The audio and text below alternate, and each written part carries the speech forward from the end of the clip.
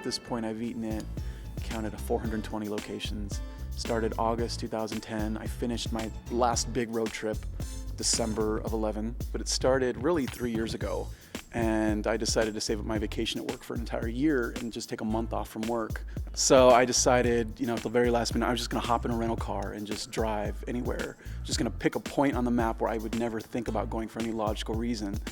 When I got to Maine, I realized I was on the East Coast, and I was like, oh wow, there has to be a White Castle somewhere. I heard they were on the East Coast.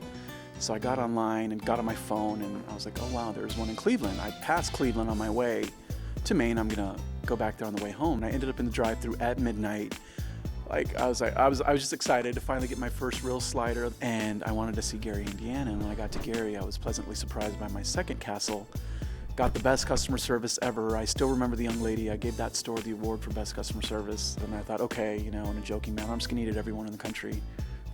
At the time, I think there was close to 415, somewhere around there. So I was like, I can do that. I'll eat at everyone in the country. And I'm just gonna go off to St. Louis. And at the time, I think there was around 35 in Missouri, all around the St. Louis area. So got in a car, didn't really plan it, took a list of all the White Castles. I'd never used in GPS. I walked into a McDonald's and asked for directions to a White Castle.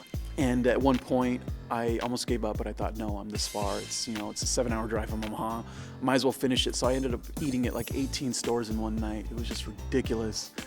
And then got home and realized I'd eaten at every one in Missouri. But I was bitten by the traveling bug. And I was like, I've done, at that point I had done, I would say, over 70 stores at that point. So I was like, I've got to do the rest. After I'm done, hopefully I can say I'm finally the #1 Craver. I've done it all. And at that point, I'm going to get the logo tattooed on my right arm.